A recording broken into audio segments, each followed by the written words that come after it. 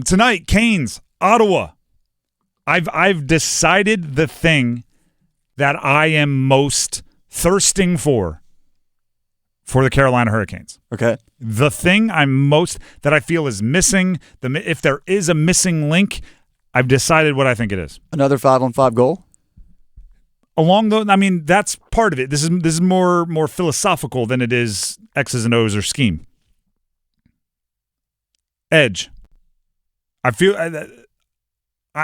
like they're lacking sandpaper. They're lacking anger. They're lacking the bully, right? That's what I'm fearing is this team's weakness.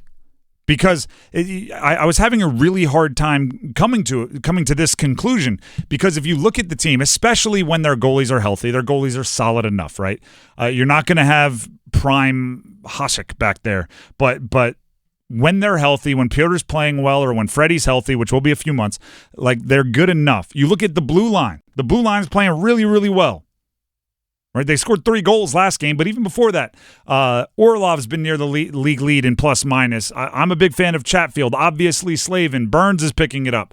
Like they're Gostisbehere, we know what he's doing. Their blue line is good. Their forwards, they're talented. Aho, Jarvis, Svetch, Martin Necas is having a whale of a season.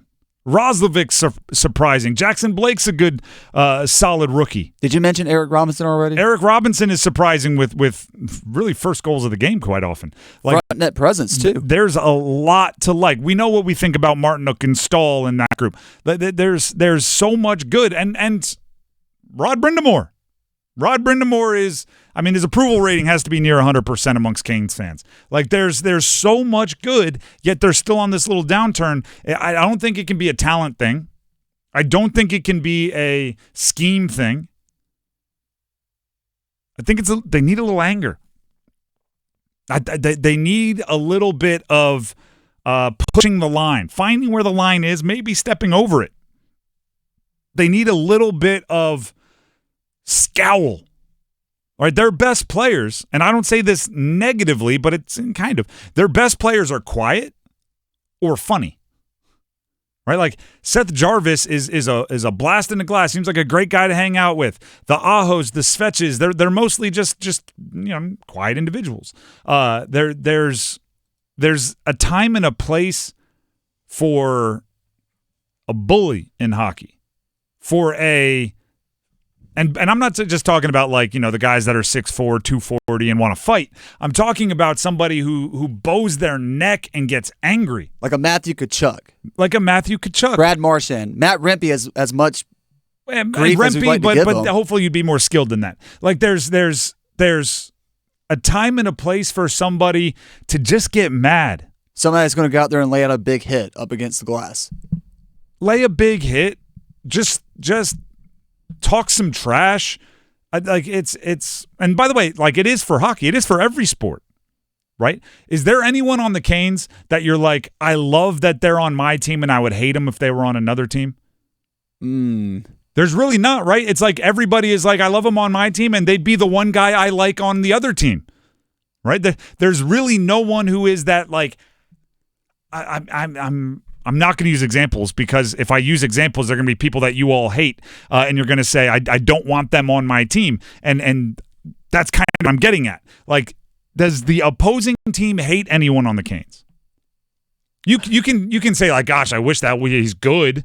I wish we didn't have to play against him. Yeah, outside their skills, I can't really think of anybody. Exactly. 82 games is a long time. And sometimes the best pick-me-up is you got to back up your buddy. Right? For every Steph Curry, you need a Draymond Green. Steph's going to be the one scoring all the points. Draymond's going to be the one who's getting Steph all fired up. Like, you need both. So that brings me to tonight's game against Ottawa. I think Ottawa's going to be angry. Right? 82 games is a long season. I just said it, right? 82 games is a long season. All losses hurt, but you can't wear them all like brutal beatdowns. Right? Baseball, you can't walk away from the stadium after every loss when you know you're going to have 80 of them And you can't walk away from every loss with a physical toll being taken on your body. You have to get good at turning the page. Same is true in hockey. Same is true in the NBA. 80-something games, if every loss knocked you on your butt and put you into a funk for however long until the next game, you'd burn out.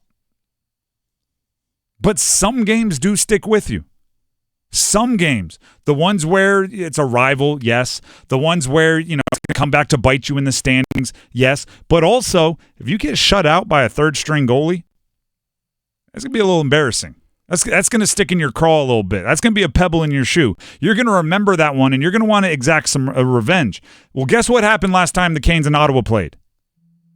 Almost exactly a month ago. The Canes rolled out Spencer Martin, third-string goalie, and they shut out Ottawa 4-0. You leave that game mad. You leave that game going, when do we play them next? You leave that game ready to exact some revenge. They'll be hunting tonight. They'll be out there hunting tonight. And somebody on the Canes, even without all that reason to be mad, has to match them. That's what I'm looking for. Right? Because there's no reason for the Canes to be furious or treat this game any different than any other game. Right? They're just out there to play well, but Ottawa's going to bring a little extra spice. Who's going to match the spice? I would really hope that it's somebody that's a forward, just because, no disrespect, 3 defensemen scoring the other night doesn't really impress me all that much if you're a Carolina Hurricanes fan. Again, that's no disrespect to Brent Burns. Shane Gostisbehere has been more of an offensive-minded defenseman than the rest of them. I agree with what you're saying. I will push back a little bit. I give 3/4 of Brent Burns' goal to the setup. Okay, fair enough. Fair enough. Like that was just a great-looking hockey play. But I hear what you're saying, right? And you can do a goal scoring. You can do it with, like you said, a big hit against the boards. You can do it with giving your bot. You don't know when the moment's going to call for it, but I want to make sure the Canes have enough. Hockey has so many words for it. I kind of like sandpaper. Just something grittiness. Grittiness, right? Cutting edge. This ain't soccer. You know what I mean? You can't flop your way to a red card and get the other team's most physical player off the ice. If you're drawing a penalty, you're drawing a penalty. You have to fight back, force with force, fire with fire. Now, there is a little bit of news from morning skate practice this morning. Martinook apparently was in a bit of pain. Down on all fours at one point, being checked out by the trainers. We're going to get such little update on injuries, especially this close to a game. But something to watch for, right? There's an optimism maybe that he's able to go, but there's also concern, right? If you're on all fours being checked out by the trainer, that's something that's gonna raise eyebrows. And that's your culture guy right there. And Martinook is one who he's a hustle guy. Yeah. He's a hustle guy, and he sets up his teammates, and he doesn't need the spotlight, but he does all the things that Rod brind'amour asks for. If he's gone, that should be one of those things that completely arbitrarily, like with no rhyme or reason, gets his teammates all upset. Jack Drury, coming off that successful surgery on his hand this past Wednesday. That's one of your main face-off guys. That's a penalty killer guy. That's a guy that plays well alongside Jordan Stroll and Martin most of the time. You should be there's so many movies that are popping in my head. Graham's here on a Friday, so we'll use a movie reference. You've seen Waterboy, right? I hope so. You're old enough to have seen. Yep. All right, cool.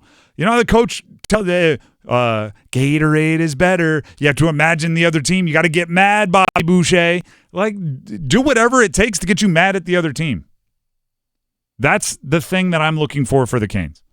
The thing I'm looking for the Canes is edge. And until I see that, I think you need it to be a team that reaches your potential. And by the way, across the sports, last year it was the number one thing I was looking for from Duke basketball. Right? Kyle Filipowski could be 7 foot and move, but every time he got hit, he was whining to the officials. Yep. And I was going, no, dunk it on somebody.